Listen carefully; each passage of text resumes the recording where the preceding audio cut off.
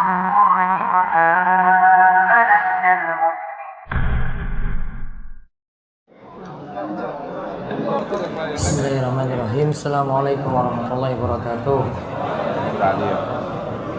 Alhamdulillah, wassalatu wassalamu ala rasulillah wa ala alihi wa man tabi'ahu bi ihsan ila yaumiddin.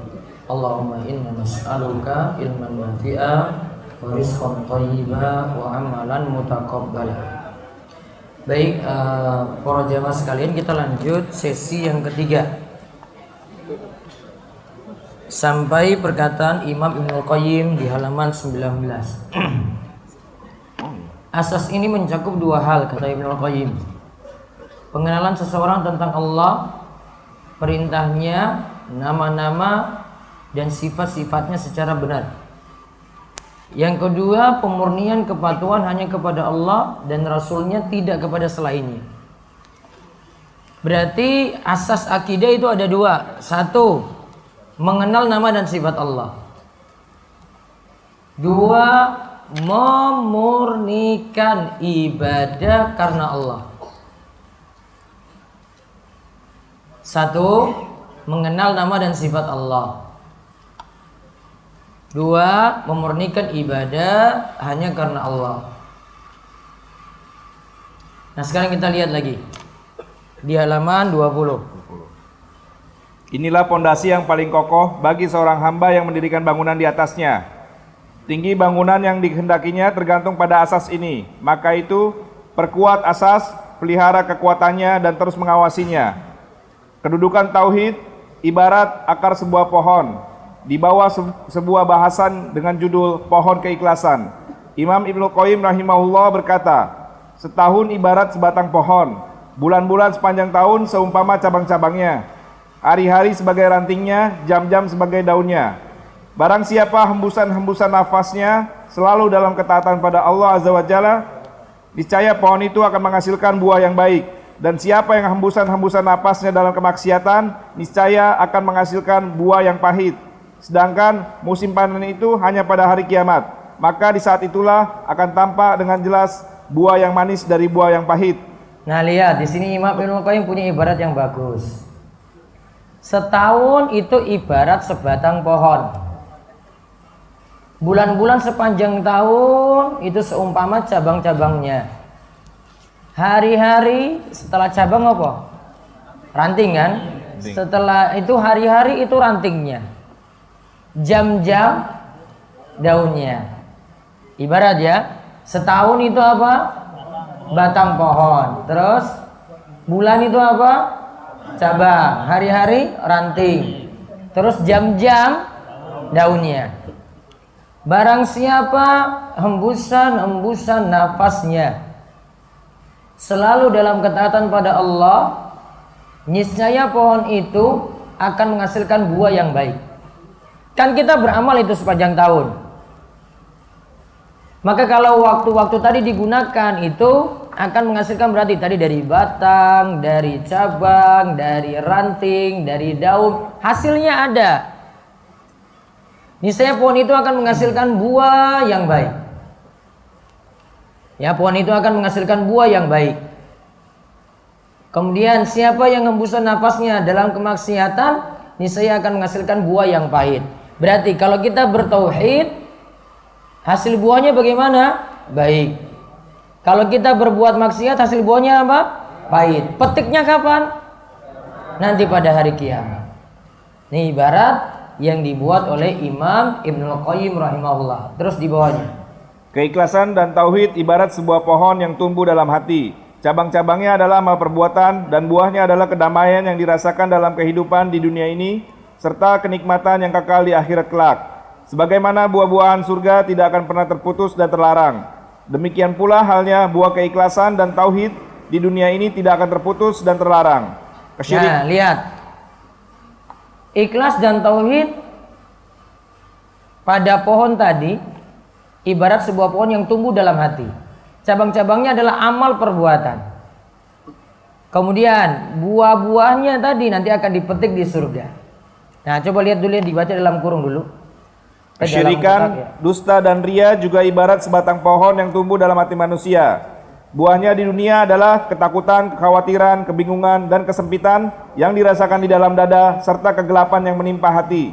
Sedangkan buahnya di akhirat kelak adalah buah zakum, yaitu sebatang pohon yang tumbuh di dasar neraka dan azab yang kekal. Nah lihat, sebaliknya ini juga ada pohon untuk ibarat syirik. Di sini sebutkan buahnya di dunia adalah, kalau pohon syirik buahnya itu satu, ketakutan. Dua, khawatir. Tiga, bingung. Empat, hidup sempit. Satu apa?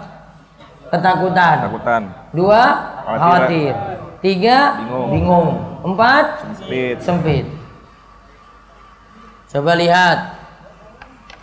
Ketika kita masih percaya pada hitungan-hitungan hari baik, ada di kitab apa itu? Primbon. Oh, mujarobat. Apa mana? Primbon. Sudah pernah baca?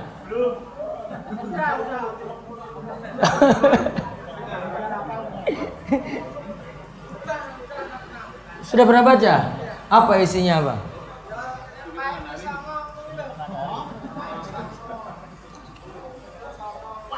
Sabtu apa hitungannya, apa neptunya berapa? Oh, Sabtu Pahing 18. Sabtu songo berarti Pahing songo. Iya. Oh, wis paham. Ahad Kliwon apa Ahad Kliwon? Ahad Kliwon neptunya berapa? Ahad Kliwon berapa? 13. Ahad pinten Ahad? 5. Kliwon 8. Wah, 13. 13 tambah 18 berarti berapa? 31. Iya toh? Terus ada pembagiannya toh? Bagi telu, bagi papat, bagi telu sisa siji berarti. Nah, bagi papat sisa pira kuwi? Ora genep. Terus bagi 5 sisa lagi. Oh, iso selamat itu ya? Oh, selamat itu. Ah. Itu perhitungan ilmu primbon itu, coba. Nyambung toh? Oke. Oleh-oleh mau syirik gitu.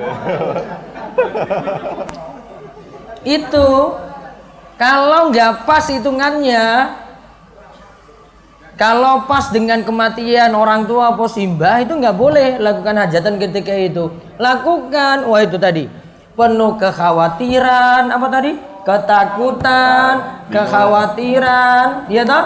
Bingung, ya, dan sempit. Hidupnya sempit. Khawatir nih, waduh, ini hitungannya nggak boleh kita lakukan hajatan pada ini. Jangan-jangan nanti ada sesuatu nanti. Khawatir lagi, waduh, nanti kalau tiba-tiba hujan terus datang gimana? Terus bingung, jadi orang bingung, mau ngadu pada siapa lagi? Padahal dia punya tempat mengadu pada siapa coba? Allah. Namun dia sudah seperti tidak ada jalan keluar. Bingung ketika itu. Dan akhirnya datang kesempitan. Hidupnya serba susah. Itulah orang-orang yang masih percaya hitungan-hitungan kayak gitu, alias masih terjun dalam dunia syirik. Ini baru satu bahasan itu. Itu baru dari kitab Primbon. Ya, belum yang lainnya lagi.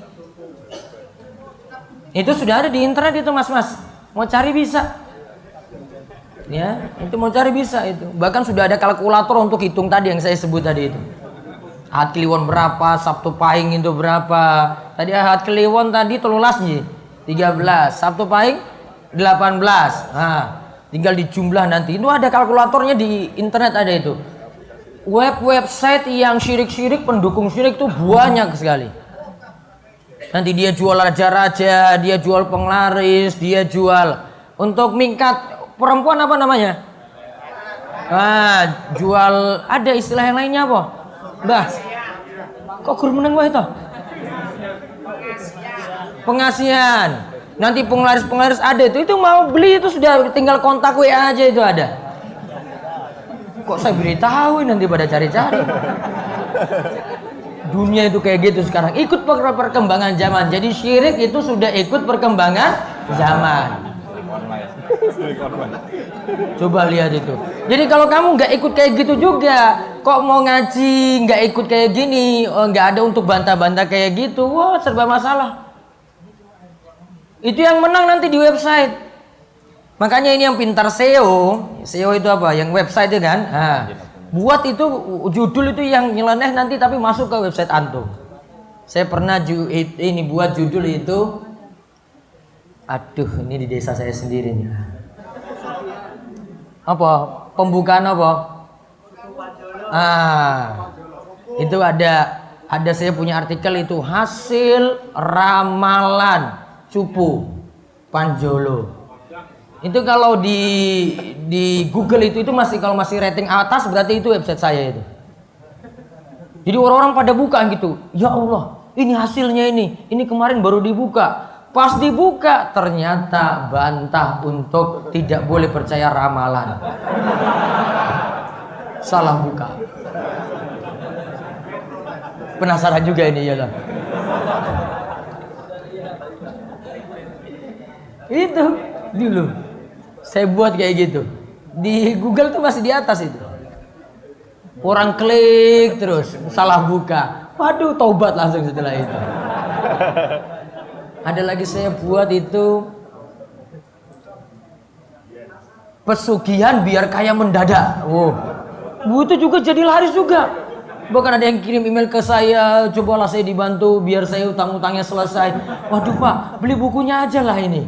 Nanti dapat solusi. Padahal itu bantah syirik juga. Itu untuk lawan kayak gitu tuh diserang dari situ.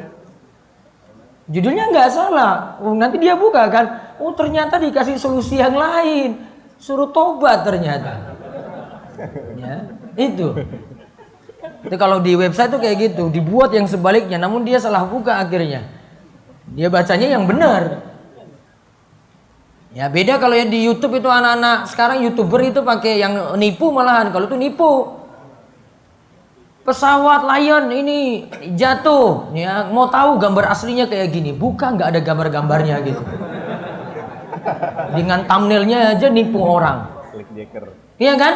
Yeah. Akhirnya sudah banyak yang lihat. Dari situ pasang iklan, AdSense masuk. AdSense-nya dapat uang kan? Yeah. Dari iklan tadi dapat uang kan? Uang haram apa enggak ini? Haram. Nipu. Kontennya juga. Gimana dia coba? Belum lagi masuk iklannya, iklan perempuan telanjang masuk. Apa lagi? Bir masuk, judi masuk, musik masuk, rokok masuk. Nggak bisa diseleksi. Iklan bermasalah kan? Iya. Berarti gimana? Kalau tanya, Ustaz saya boleh jadi YouTuber nggak? Coba, jawabannya apa? Saya jawab kayak gini, jawabannya apa kira-kira? Boleh tapi jangan kasih. Boleh nggak? Nggak boleh. Kamu cuma boleh pakai layanan itu tapi tidak boleh nerima iklan, berarti ya berarti nggak dapat pendapatan dari YouTube. Iya. Itu masalah kan? Masalah. Nggak ada yang mikir kayak gitu. Cuma asal saja orang itu ngeklik gitu, lihat videonya. Oh ini sudah view-nya sudah 1 juta sekian. Wah akhirnya iklan masuk kan? Iklan masuk situ. Coba kalau kamu pasang murotal coba. Terus murotal surat Al-Muluk tengah-tengah iklan. Dipotong coba. Liyabluwakum ayyukum ahsanu amala. Terus cewek keluar. Ya Allah. Saya mau hafalan ini. Iya kan? Dia kan nggak mungkin berhentinya pas di akhir gitu kan? Enggak kan? Tengah-tengah. Liyabluwakum. Ya Allah. Apa-apaan ini cewek? Coba YouTuber kayak gitu coba. Merusak murotal lagi. Ini simbah-simbah nyambung apa mboten iki?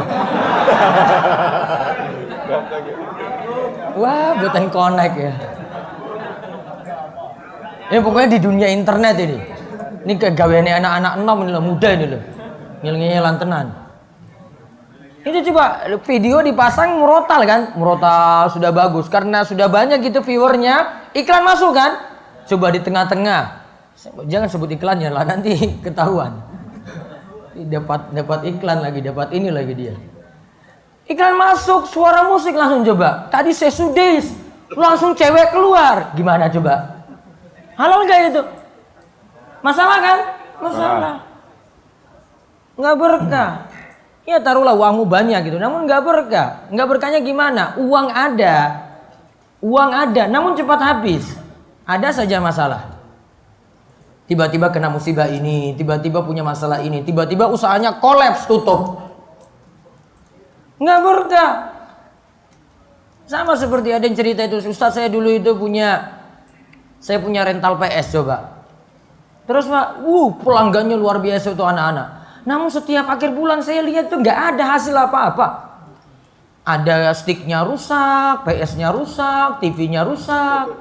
Ada pegawainya bawa lari uang. Akhir bulan ada saja masalah. Oh baik, itu nggak berkahmu di situ itu berarti. Tutup dia. Sampai dia bilang sudah ini mau diambil ini, ambil PS ini, ambil TV ini, ambil aja sudah. Bilang sama pegawainya gitu. Sudah nggak mau lagi. Dan itu nggak ada seleksi juga untuk anak-anak yang main kan? Coba ditulis di depan itu, jam sholat tolong anak-anak matikan sticknya, PS-nya, segera sholat di masjid terdekat.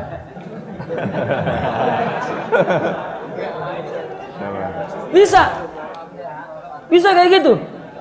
Atau dia matikan semua PS tuh, lepas jam sholat langsung tutup semua, mati semuanya. Ayo semua keluar. Oh besok nggak datang lagi. Iya kan? Ada kayak gitu, ada ceritanya. Mungkin ada di Surabaya, mungkin ada. Ada orang payu itu. Nggak ada yang mau datang lagi. Nggak ada aturan kayak gini coba. Terus mau dibilang larang main judi coba.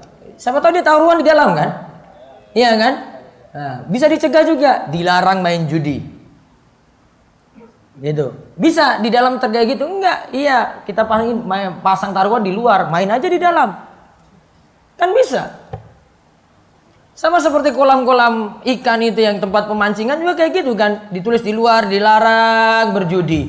Ternyata masuknya 300.000. Terus ketika itu ikannya itu dipasang, ada yang punya tanda khusus mancing dapat hadiah tertentu. Judi nggak?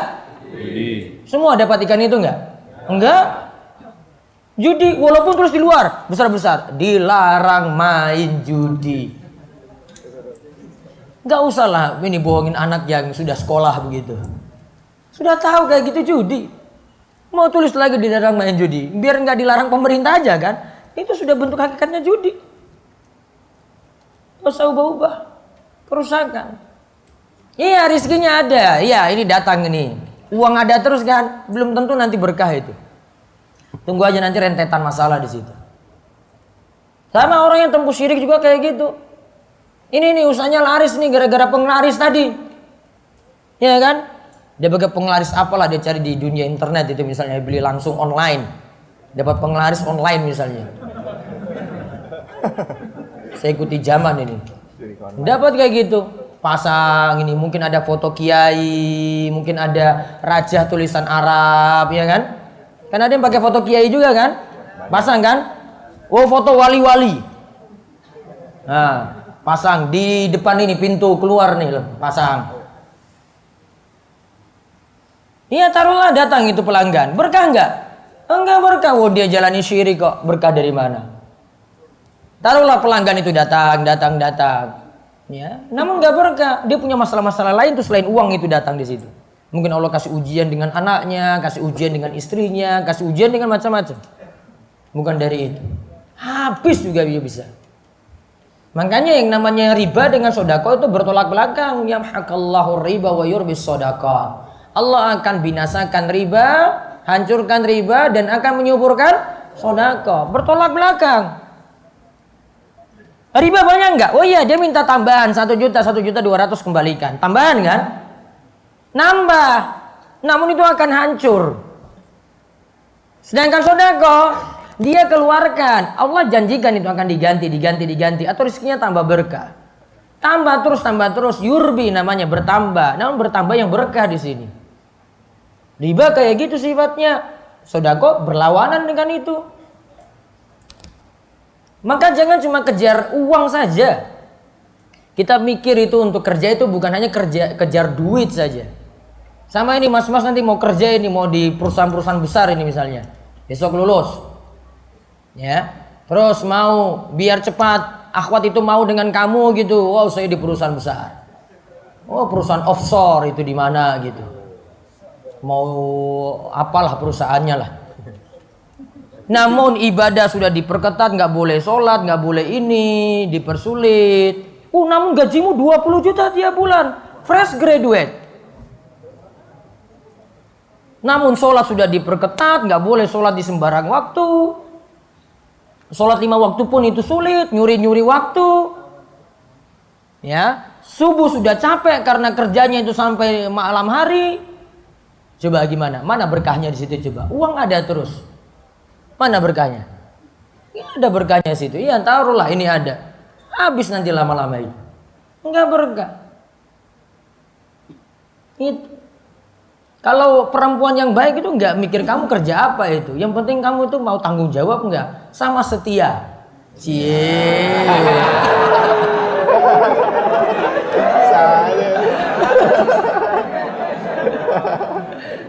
Gear banget nih mas ini. Setia berapa mas? Setia itu? Setia berapa? 4 apa 1? 4. Ini laki-laki kayak gini semua mukanya ini. Namun kalau ada di depan istrinya sudah, oh iya 1.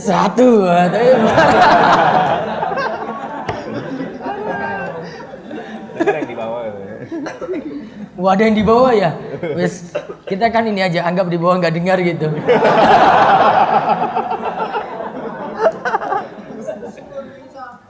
Apa meneh?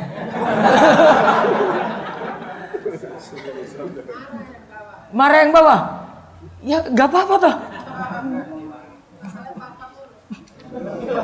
Masalahnya apa? Coba boleh atau enggak coba? Kue tentang syariat, wow bahaya nanti bisa murtad tentang syariat itu.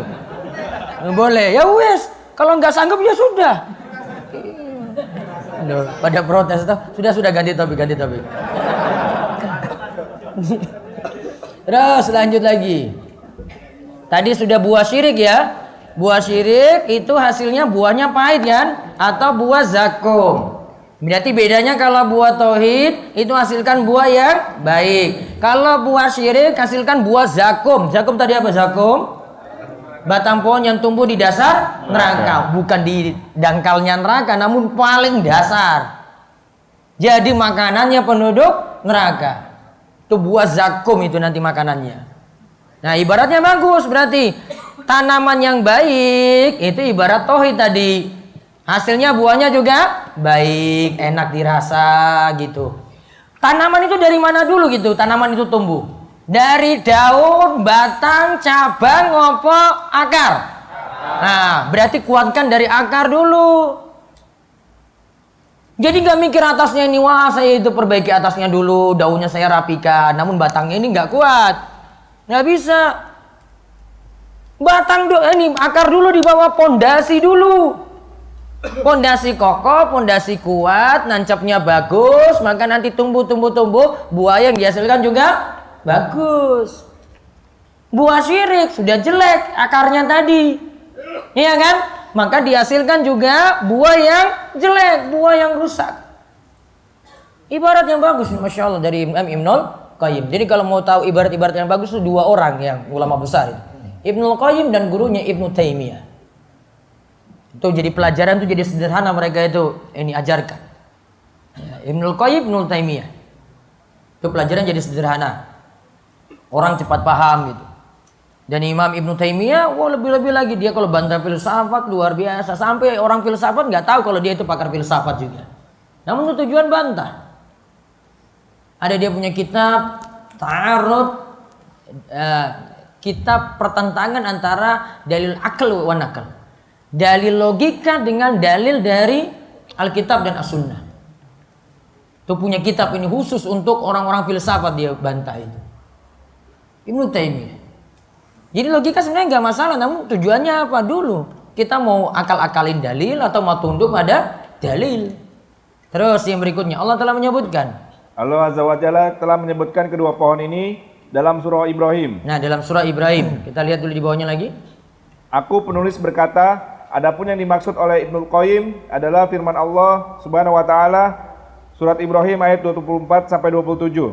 Tidakkah kamu memperhatikan bagaimana Allah telah membuat perumpamaan kalimat yang baik seperti pohon yang baik, akarnya kuat dan cabangnya menjulang ke langit. Pohon itu menghasilkan buahnya pada setiap waktu dengan seizin Rabb-Nya. Dan Allah membuat perumpamaan itu untuk manusia agar mereka selalu ingat. Dan perumpamaan kalimat yang buruk seperti pohon yang buruk yang telah dicabut akar-akarnya dari permukaan bumi tidak dapat tetap tegak sedikit pun. Allah meneguhkan iman orang-orang yang beriman dengan ucapan yang teguh dalam kehidupan di dunia dan di akhirat. Dan Allah menyesatkan orang-orang yang zalim dan Allah berbuat apa yang Dia kehendaki. Nah, lihat, alam taro kaifa daraballahu masalan kalimatan thayyibatan. Tidakkah kamu memperhatikan bagaimanakah Allah telah membuat perumpamaan untuk kalimat yang baik? Ini diumpamakan apa? Kasyajaratin thayyibatin, seperti pohon yang baik di mana asluha sabitun, akarnya itu kokoh, wa faruha fis sama, dan cabangnya menjulang tinggi. Ini lagi misalkan tanaman apa coba? Tanaman apa yang dibahas? Kurma. Karena tanaman di tengah-tengah orang Arab itu mereka cuma tahu kurma. Tahu tamr atau kurma? Bapak Ibu para jamaah sekalian, ini kurma itu ini tanah. Bijinya dibawa dalam tanah. Saat biji mau tumbuh itu sengaja biji itu ditahan dengan sesuatu di atas, batu. Sehingga nanti membuat biji ini tumbuh ke bawah terus akar keluar, kokoh. Ketika sudah kokoh, baru ini dia tarik ini batang keluar. Apa dulu yang dipikirkan tanaman kurma tadi apa? Akar dulu. Jadi bukan ini biji terus tumbuh, bukan. Namun kurma itu, jadi ini biji ini sengaja ditahan dengan batu, biar nanti biji ini tumbuh dulu ke bawah. Berarti dia kuatkan akarnya dulu. Jadi keistimewaannya ini kurma. Ya, baru kemudian itu sudah kokoh, tarik itu batang itu, cari jalan keluar itu, cari jalan. Maka dimisalkan asluha sabitun. Akarnya itu apa? Kokoh. Wa faruha fis sama. Nanti batangnya, cabangnya itu menjulang tinggi ke atas. Tu'ti ukulaha kullahinin bi isni rabbiha. Kemudian pohon itu menghasilkan buahnya pada setiap waktu dengan seizin Rabb-Nya. Buahnya itu dapat ketika kapan coba? Akar dulu tumbuh, kemudian batangnya, ya kan? Kemudian cabang-cabangnya, baru buah itu muncul. Wa yadribullahu al-amsala lin-nasi la'allahum yatadzakkarun. Allah memberikan permisalan pada manusia agar mereka itu mau mengingat. Wa masalu kalimatin khabisatin, permisalan kalimat yang buruk, kasyajaratin khabisatin, seperti pohon yang buruk pula. Ustussat min fawqil ardi malaha min qarar. Dicabut ya, dan perumpamaan kalimat yang buruk seperti pohon yang buruk yang telah dicabut akar-akarnya dari permukaan bumi. Akar dicabut berarti pondasinya kuat nggak? Nggak. Pondasinya sudah dicabut, tidak dapat tetap tegak sedikit pun. Kemudian yusabbitullahu ladina amanu. Allah memberikan kekokohan, meneguhkan iman orang-orang yang beriman. Bil qaulis sabit, dengan kalimat yang kokoh. Fil hayati dunya, ketika di dunia imannya dikuatkan. Wa fil akhirah, ketika di akhirat dia juga dikuatkan imannya. Beri catatan di situ, di dunia itu dikuatkan imannya, di akhirat yaitu ketika menjawab pertanyaan kubur.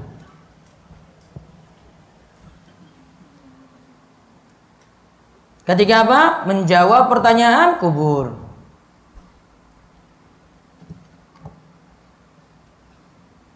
Apa pertanyaan kubur? Apa?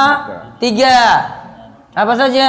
Man rabbuk, wa man nabiyuk, wa ma dinuk. Siapa Rabbmu?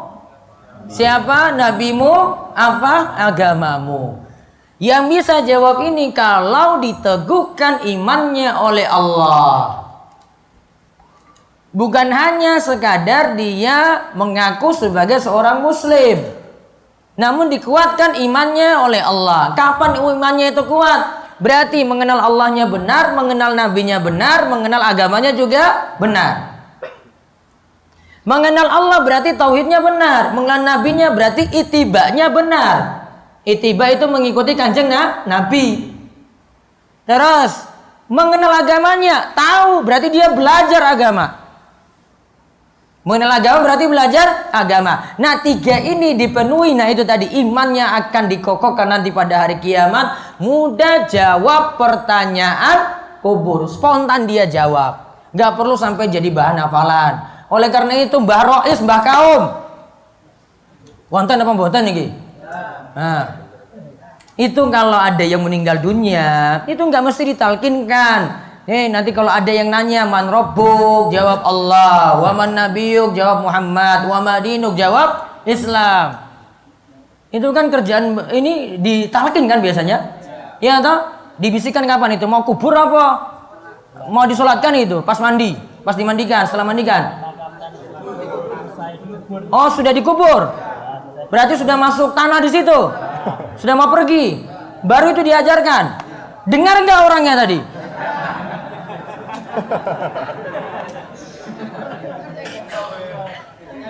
Ini Mbah Rois ini punya tak ulang terus. Dengar enggak? Terus mati kok. Terus manfaatnya apa coba? Apa kontak batin mawon, Pak? Gimana? Mau kontak batin gitu? Ya kontak batin nggak usah dibisikin. Gimana coba caranya? Taruhlah dengar ini sudah dengar nih. Yang sudah mati sudah dengar coba. Kira-kira dia bisa jawab nanti kalau malaikat datang. Iki wes ujian sudah dibocorkan kan? Nah itu ibaratnya kan. Terus malaikat datang, bisa jawab? Belum tentu. Mengenal Allahnya nggak benar, wahli syirik. Jimat ya, iya toh? Ya, aku orang nuduh Mbah Rois nih, misalnya yang lain, bukan Mbah Rois. Kok kesinggung meneh. Misalnya punya itu mimpin apa nih? Sedekah laut siapa yang biasanya mimpin? Apa? Saya biasanya mimpin sedekah laut siapa? Pak Rois juga? Oh iya, berarti kena betul ini. Misalnya dia yang pakai coba. Sekarang dia mau baca apa ketika itu? Kan ada bacaan-bacaan tertentu loh di situ. Yang biasanya jadi sedekahnya kayak apa, Pak?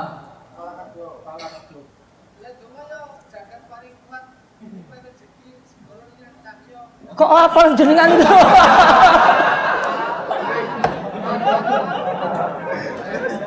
Apa apa ini? Revisi. Nyambung terus kalau ngomong dari itu. Apa aja itu? Tanya bacaan mau sedekah laut ya apa juga. Sekarang mau pakai ini coba dia larung coba. Pakai bismillah jadi halal itu. Saya heran kalau orang itu kayak begini terus dia bilang ini sedekah ini untuk beri makan ikan di laut. Ngapain coba? Padahal dikasih makan apa tadi coba? Isi larung tadi itu apa isinya? Tumpeng kan? Terus ada kepala apa? Nah, emangnya ikan senang gitu apa? Tahu selera ikan dari mana coba?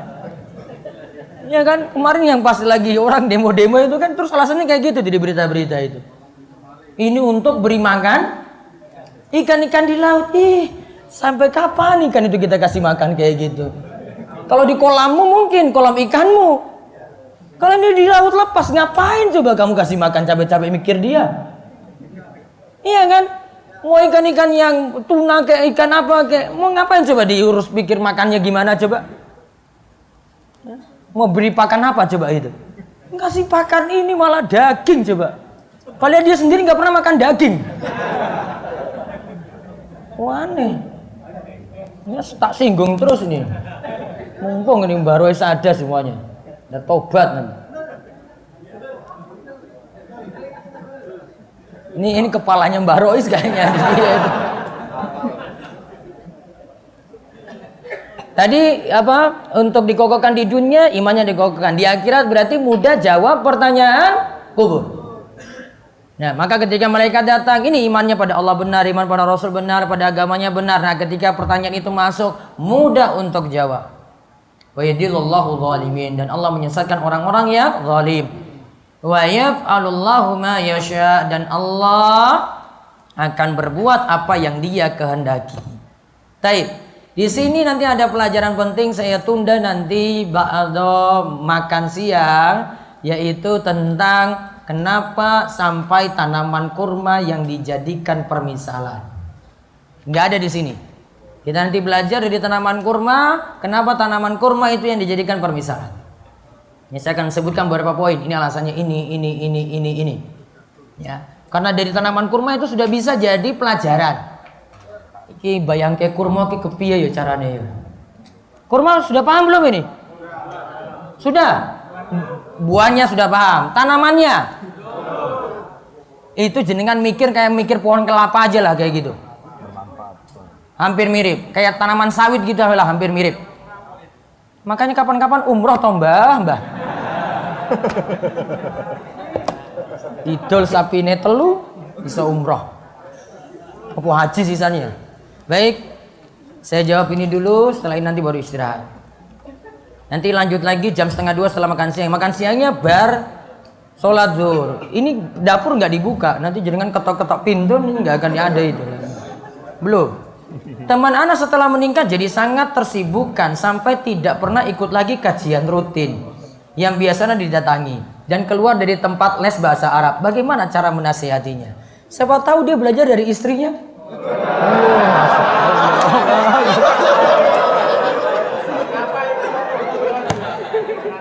Siapa tahu itu husnuzon kita. Iya kan? Iya, istrinya bisa bahasa Arab, kitab sudah. Oh, situ dulu harusnya bilang, sudahlah kamu ngaji dengan saya saja, gak usah datang itu. Masya Allah. Kalau ada, luar biasa. Kalau dia pun mau dengan kamu.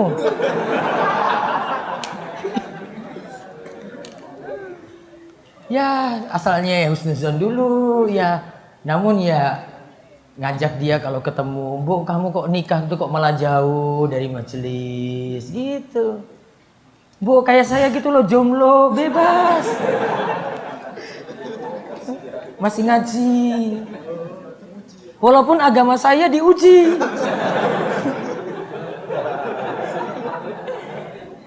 Ya, gitu. Kamu motivasi jomblomu dulu, lihat ini loh. Saya ngaji terus. Gitu. Nah, memang seperti ini, kalau sudah sibuk dengan kerja, sibuk dengan ini ya, Mbok bagi waktu. Jadi ada waktu yang disediakan. Taruhlah weekday Senin sampai Jumat tuh sibuk, Mbok nanti Sabtu, Ahad cari majelis-majelis. Gitu, udah mati cari-cari majelis tentang itu. Ada kalau di Jogja sering kayak gitu, di Jakarta apalagi. Cari ada kesempatan untuk belajar. Istri ditinggal di rumah misalnya, punya kesempatan ada majelis dekat rumahnya, ngajak, suruh istri ngajak belajar itu, belajar. Jangan cuma di rumah saja. Kalau punya kesempatan untuk belajar itu, apalagi gak ada suami di rumah, dia bebas gitu di rumah. Anak juga sudah bisa ditinggal sekolah gitu. Belajar. Mungkin ada kelas hafalan, ada kelas kajian rutin, istri belajar, suami akhirnya terdorong lagi untuk belajar. Kan di kota-kota seperti itu biasanya. Majelis pagi itu banyak. Ya, biasa dengan ibu-ibu. Nah, kalau yang weekend, mbak-bapak, nanti dapati di majelis weekend yang ada Sabtu, Ahad gitu. Nah, kalau di sini di Darussulim sendiri kalau Sabtu Ahad itu biasanya untuk warga umum, bapak-bapak ikut hadir. Namun kalau hari-hari kerja, ya biasanya itu ibu-ibu yang dominan. Ya, namun kalau hari weekend, nah yang bapak mau ikut ngaji gitu. Mau nasihatnya untuk orang yang sudah ngaji tauhid tapi masih suka duduk di majelis yang suka demo. Ya nanti pelan-pelan dia belajari dari Syekh Abdul Malik bin Ahmad Ramadhani insyaallah. Mudah-mudahan dapat taufik dan hidayah. Bagaimana hukumnya orang yang menginjak sendal orang lain sehingga sendal tersebut menjadi kotor? Sudahlah, kita banyak-banyak maklumi gitu. Apalagi di suasana ramai kayak gini. Wah ini kan belum biasa, ini keadaan kayak gini nanti dapatin lagi di ketika mau umroh atau haji lebih susah lagi. Kamu nggak bisa protes pada orang coba. Mau protes gimana? Oh, tempatnya umum rame begitu. Nggak bisa marahin orang, nggak bisa. Ada yang ribut, ada yang nyeletuk gitu. Betul dia maklumi aja. Kemarin saya ditanya kenapa kok kita nggak boleh kirim Fatihah menghususkan arwah yang sudah meninggal atau menghususkan Fatihah buat para wali saat pada ziarah. Bolehkah kita ziarah ke makam? Gini, pertama, tidak ada tuntunan. Kedua, alasan logika. Al-Fatihah itu coba baca isi kalimat doanya itu mulai ihdinas siratal mustaqim. Coba artinya apa? Tunjukkanlah kami jalan yang lurus. Kami itu siapa? Kita kan? Orang hidup apa orang mati? Orang hidup. Sudah terbantah dengan artinya sendiri. Siapa yang butuh jalan lurus coba? Orang yang sudah meninggal apa orang yang masih hidup? Nah, berarti nyambungnya di mana? Coba Al-Fatihah sedikit-sedikit itu coba. Ila hadrati Syekh Abdul Qadir Jailani. Al-Fatihah. Mana coba? Sedangkan tadi jalan lurus coba untuk siapa? Yang hidup apa mati? Hidup. Karena yang hidup masih butuh amal. Iya kan? Dia kan ihdinas siratal mustaqim. Saya masih butuh. Saya ingin ditunjukkan pada jalan yang lurus. Selesai.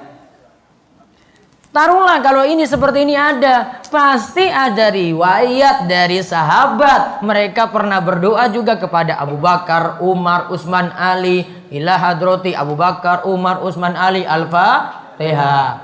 Nggak ada riwayat. Masa kita nggak doakan sahabat? Yang ada mereka cuma doakan radhiyallahu anhu, radhiyallahu anhuma, radhiyallahu anha, gitu. Sederhananya seperti itu. Namun ingat, ya ngaji nanti tingkah lakunya ya nggak keras-keras. Jangan bantah kayak tadi. Ini untuk buka logika dulu. Nanti pelan-pelan ketika di rumah, ini nggak ada tuntunannya, bilang aja gitu. Kalau dia tanya alasannya apa, nah baru beri kejelasan. Jangan langsung ketika ketemu kayak gini, wah dasar memang kamu ahlu bid'ah, dolala, finnar. Keras lagi. Mbok tensinya diturunkan gitu, santai, slow, pelan. Gitu. Sama Mbak Rois juga, memang jamaahnya belum bisa diatur. Pelan-pelan. Nggak bisa langsung pulang, waduh, hadapi jamaah kayak gini ngel-ngelan. Memang ini semua ini ahlu dolalah semua itu, coba lihat. Gimana pelan, harus sabar. Butuh waktu. Apa gua boleh menjelaskan kitab yang telah dibahas di bawah ini kepada teman-teman di rumah? Ya orang yang sudah paham saja dulu. Ini kitab luar biasa beratnya. Ya ini sebenarnya lagi bahas. Ini kan sudah saya bilang pandangan tajam terhadap politik ujung-ujungnya. Untuk Ustadz mau nasihatnya untuk tanah kami yang sudah ngaji, untuk teman kami yang sudah ngaji tauhid tapi masih suka demo. Ini tadi sudah saya jawab. Ustadz HTP anak tertinggal di tempat akhwat. Waduh. Dan kebetulan pas subuh alarm bunyi. Oh, saat saya ingin ambil sudah banyak akhwatnya. Jadi saya tidak enak untuk mengambilnya. Nanti ini aja, suara alarmnya itu diubah nih. Ya kalau nadanya normal saya mungkin nggak terlalu ini, namun nadanya kalau ini bermasalah, tolong bisa diganti, nggak pakai nada musik. Nada dring-dring aja gitu sudah. Bagaimanakah adab dalam bertanya? Coba nanti baca di buku saya tentang mahasantri itu. Saya sebutkan situ adab-adab bertanya itu seperti apa. Botol plastik, penggunaan plastik satu kali buang dapat merusak lingkungan, zalim terhadap lingkungan. Apakah Ustadz ada solusi? Kalau pendapat saya setiap jamaah diwajibkan membawa botol. Bila tidak ada bisa open donation. Nantinya Ustadz dapat lebih hemat dengan penggunaan air galon. Pertama dari segi kepraktisan. Kemudian yang kedua, nanti botol-botol itu dikumpulkan, diambil sama pemulung. Pemulungnya itu jual lagi untuk pendapatannya. Pemulungnya ya warga sini juga. Nanti dikumpulkan lagi. Memang dari sisi lingkungan, saya orang plastik juga saya tahu. Namun dari sisi banyak lah, banyak faktor, nggak bisa diterapkan. Namun saya pakai botol ini juga nih, sama dengan kamu nih. Coba tak ini tuh, ramah lingkungan ini. Udah saya pahami itu. Ya. Namun mau terapkan pada semua, ini aja ini orang-orang ini nih, Simba yang datang ini nih, orang-orang Gunung Kidul itu mau suruh beli botol, beli beras aja masih mikir itu. Suruh beli botol kayak gini coba. Botol ini 100 ribuan kan? Iya kan? Itu sudah mikir, sudah mendingan beli beras daripada itu mikir-mikir kayak gitu. Nah, gitu mereka. Karena betul. Ada yang mereka prioritaskan gitu loh. Jadi mungkin ada yang kita terapkan di kota, nggak bisa kita terapkan di sini. Banyak maklumi dengan orang desa itu. Oh, kamu belum, nanti kalau malam Kamis atau tablik akbar itu, nanti lihat sendiri. Ngaturnya itu nggak bisa. Mereka ngantri bawa botol terus isi galon masing-masing, ngantri. Sesuatu ya Allah. Kepiye coba ngantrinya itu? Keluarin berapa tangki itu disiapin. Saya sudah bingung juga. Kan praktis, jadi botol datang sudah bagi. Dulu kita lebih ini lagi sebenarnya, lebih boros lagi. Dulu itu bukan, ini dulu jamaah masih sedikit. Malah mereka minum teh kotak coba. Dulu itu. Muka teh kotak semua ya. Dulu lebih lagi. Sampai ada yang lucu itu, saking belum pernah lihat teh kotak mungkin. Bingung lubangnya di mana untuk tusuk sedotan. Padahal kan ada yang abu-abu itu kan. Nggak tahu. Coba dia bolongin sendiri untuk tusuk, nggak percaya. Saya mikir ulang-ulang, ini kayaknya orangnya lupa mungkin ya. Tapi saya lihat botol yang kedua kok kayak gini juga, ya Allah. Berarti urung paham. Nggak percaya, coba lihat itu. Butuh dididik lagi kan? Ora percaya tenang, jangan-jangan teman belakangmu itu loh Pak yang botol. Aduh, bolak-balik loh dua kotak saya dapat itu. Ih, kok lubangnya sama lagi? Ya, kok ini gak dilubangin? Bukan rusak atau bukan apa? Gak tahu itu, coba lihat. Sampai segitunya. Makanya ada yang kita bisa praktis loh. Kamu kayak gini, dia buka lagi. Simba suruh bawa kayak begini, wah repot sekali dia. Harganya mahal. Gak mau mikir bawa-bawa, pokoknya mikir sudah pakai buang gitu. Nah itu pemulung nanti yang ini bereskan sampah-sampah itu ada di sini, pemulung-pemulung itu yang bereskan itu. Semua manfaat kalau di sini. Makanya kan kita ada jilbab macam-macam, manfaat apapun itu. Bawa tas sampai jelek apapun sini, pasti itu dipakai. Ini sudah kita seleksi nih, jilbab, pakaian gamis gitu sudah diseleksi. Ada pakaian yang nggak masuk seleksi, ini disimpan. Nanti kita bawa ke pelosok-pelosok yang belum pernah dapat pakaian-pakaian gitu untuk baju, mau pergi ke sawah, mau pergi kemana. Bawa ke sana itu Masya Allah rebutan warga itu. Padahal itu nggak dipakai kalau di sini. Bukan dibagi ketika hari H itu nanti. Itu jadi rebutan tuh di sana. Jadi apapun dikirim itu pasti di sini manfaat. Ya kalau mau yang kasih botol gratis ini kayak begini. Nah itu. Iya tak? Solusi tak? Iya. Beli. Betul nggak? Betul. Oh mereka bawa terus itu. Bagaimana ketika penuntut ilmu terjatuh pada maksiat, lalu diketahui dan dicap munafik. Namun sebelum cap tersebut sudah tobat. Apakah cap munafik itu benar? Kalau sudah tobatnya sudah itu dirinya dengan Allah. Dia tampakkan lahirianya, tobatnya itu bagaimana? Tampakkan wujudnya. Jadi asarnya ada, lahirianya ada. Dia cukup tampakkan. Kalau sudah jadi baik ya sudah. Orang lain berdoa supaya dia tetap istiqomah. Jangan terus cap dia jadi munafik. Satu lagi. Lebih dahulu memperbaiki akidah atau akhlak. Prioritas akidah dulu. Namun sambil pelajari akhlak. Makanya para ulama itu katakan ta'allamil adab tafhamul ilma. Hendaklah kamu pelajari adab maka kamu akan paham ilmu. pelajari adab dulu. Maksudnya di sini kadang ilmu itu perlu dibarengkan dengan adab. Nggak bisa milih cuma ilmu saja, milih cuma akidah saja, milih cuma tahu ini tauhid, ini syirik. Nggak hanya gitu. Maka harus sambil pelan-pelan adab itu masuk gitu. Makanya dulu para ulama ini prioritas untuk pelajari adab itu mereka prioritas juga. Ada yang datang ke majelis itu lebih banyak mereka pelajari adab daripada nulis. Seperti yang hadir di majelisnya Imam Ahmad. Hadir ketika itu 5.000 orang, dengarkan langsung. Dengarkan itu apa? Ngaji jiping, ngaji kuping. Nah, nggak nyatat. 500 orang dengar nyatat. Berapa yang nggak nyatat tadi? 5.000, 1:10. Berarti di antara 10 orang itu 1 itu yang nyatat saja. Kenapa yang ini kok hadir majelis Imam Ahmad kok nggak nyatat? Nah, mereka butuh lihat Imam Ahmad, belajar adab dari Imam Ahmad langsung. Tahu tingkah lakunya gimana di majelis, contoh-contohnya bagaimana, belajar adab dari beliau. Maka seorang dai itu bukan hanya menyampaikan ilmu saja, kadang dia harus nyelipin sesuatu, adab di situ dia sampaikan lagi. Jadi misalnya dia ngajarkan tentang ini bahaya syirik, namun ingatkan itu, dia ingatkan lagi, oh ini jangan nyampaikan keras-keras. Karena ada yang belum bisa nerima, itu namanya dia ngajarkan akidah, masukkan lagi adab. Sehingga orang jadi nggak keras. Ya, jadi dia down langsung ketika gitu, oh ini terlarang. Namun ketika itu down langsung, jatuh. Apa maksudnya? Dia tahu, oh saya nyampaikan ternyata tidak perlu keras-keras seperti ini, yang penting nyampe. Gitu. Cukup nggih? Nanti sholat zuhur jam 12 kurang pinten, Mbah?